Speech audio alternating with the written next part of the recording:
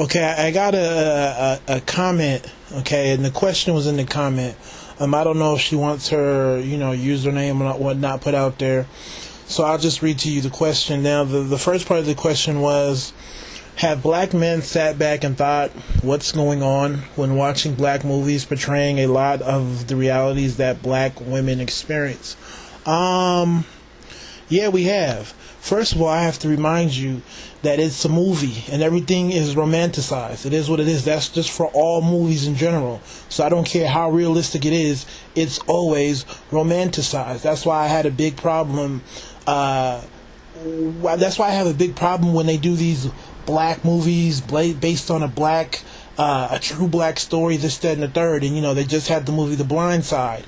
And I remember they interviewed the actual guy that it was based on, plays for the Vikings, I believe, and it was a Sunday night game, and they interviewed the actual guy that was portrayed in the movie, and he was saying, yeah, a lot of that stuff was, overdone. So everything that we see, even if it's supposed to be realistic, will always be romanticized. So that is just a given. Now, based off of your question, have we thought about the realities of what was going on? In regards to what actually is real, the bits and pieces that I would say are real, yeah, we have. Okay, the crazy thing is, women act as if you throw on a Tyler Perry movie and, Blair Underwood or somebody is, slapping the shit out of a black woman, and we're going to sit back and say, yeah, that's how you do it. Yep, that's exactly what's going on. That's exactly how you do it, bruh. Keep it up. As if we're sitting back and co-signing that behavior. Hence the whole idea of black men saying, don't stick around in bad relationships. Don't force yourself to stay with bad men. So we are acknowledging that there are, black men living foul. But we can't control those men. I can't, interject and say, you're treating her wrong. No, like I said, this isn't some LL Cool J video where someone's going to come save the day. No, remove yourself from that situation. Good brothers are not going to intervene in somebody else's situation and, risk him losing all his time and his resources, and he may not get what he wants out of it. So leave the relationship, right? Stand on your own 2 feet, right? Half the time, the women want to talk about black men not having their shit together, but how many women stay with men and put up with the abuse because he's providing some sort of financial service? No one ever talks about that, right?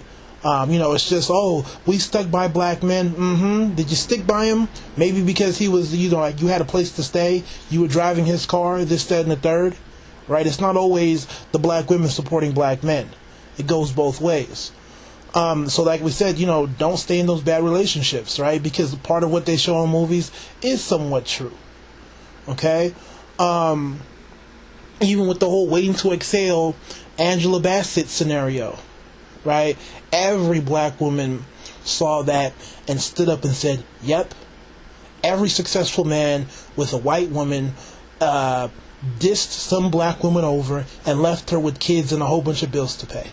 Every woman saw that and stood up and applauded. Yep, that's exactly what's going on.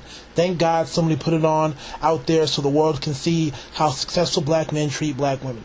How true was that? Not so much true. Like I said before, it was romanticized. But if that was to be real, right? Well, first of all, I just saw the movie 2 years ago. And even with me, I'm like, yo, if I knew that brother, like, let's say he was my, frat brother or, some dude I met, and, my family knows his family, so our kids play together and our wives, hang out together, and he was to do that, do you think we would still be friends? Do you think we would applaud what he's doing and co-sign him leaving his family and his children to get with a non-black chick? Right, assuming that there was no real marital issue that they didn't work through? Do you think we would sit back and say, yeah, that's how you do it? Do you think we would still be friends? No, that's pretty foul.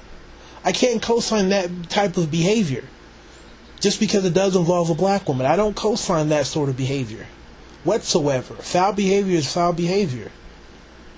Okay, if his wife was white and, she supported him and he left her for a black woman, it would still be the same thing. That's pretty messed up. So, yeah, black men saw what was going on and Waiting to Exhale, and they're like, yeah, that's pretty messed up, for that situation. Really, we didn't sit back and say, yeah, that's how you do it. See, son, that's how that's how things are supposed to be done. No, we didn't say that. It was messed up, right? Second part of your question, although, oh no, let me skip that part. I'm just wondering if you think there is some truth and validity to typical Tyler Perry movie themes, and if so, do you think black men watch objectively or defensively, and do you expect black women to react differently watching a movie you suggested to be written? Okay, there was a lot in there. Do we watch objectively and defensively? Of course we do. Anytime somebody's portraying you, you're going to be a little defensive in regards to how they're showing you. That, you know, that's pretty common. Just like when black women talk about using mixed women or biracial women to represent black women, you know, of course you're going to be defensive. You will try to be objective, but as long as you're that subject, it's very hard to do. So yeah, you know, brothers do watch, you know, and like, yeah, some stuff is true, but like I said before, some parts are romanticized, but the women don't separate that out.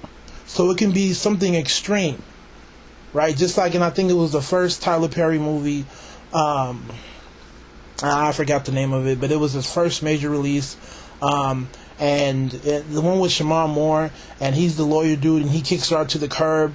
I'm like, how dramatic was that?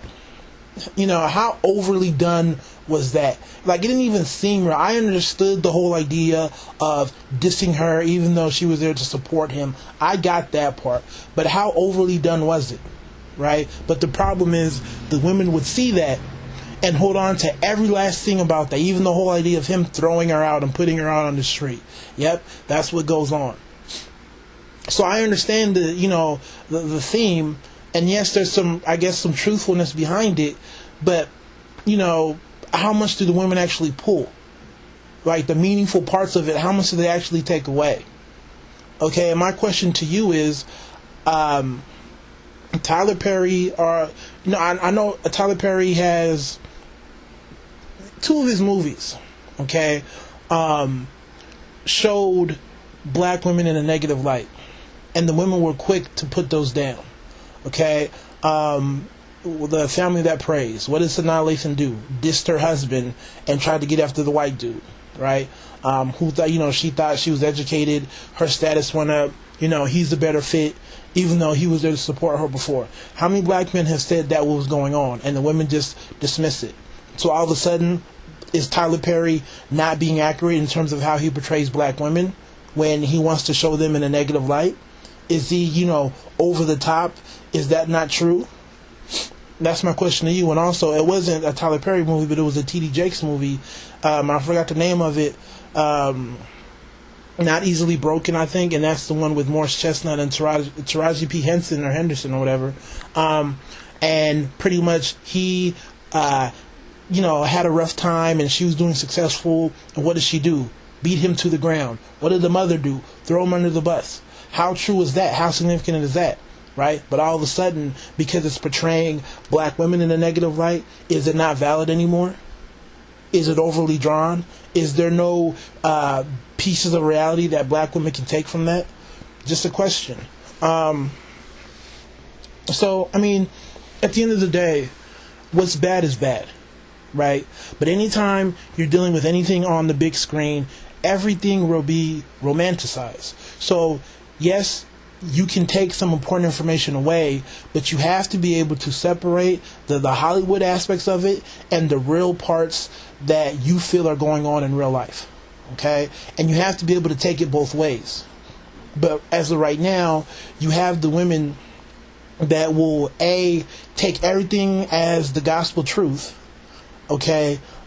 B, forget that black men are also watching these movies. And they assume that we just co-sign any sort of negative behavior, which I don't understand. Okay? And C, the women are quick to dismiss any sort of role reversal where these movies portray black women in a negative light. Right? All of a sudden they want to reject everything, as opposed to picking out the parts that, you know, are overly done, I'll admit, even in The Family That Prays and Not Easily Broken, there are some scenes and just parts of the movie that are overly done, but the theme is still there. And how many black women are actually walking away with that? And if a black man brought it up, right, all of a sudden, how valid does it become now that we said something about it? So that's my take. I know I was kind of everywhere, but hopefully you as the listener can pull it together and hopefully get what I'm trying to communicate. It is what it is. Y'all take it easy. God bless.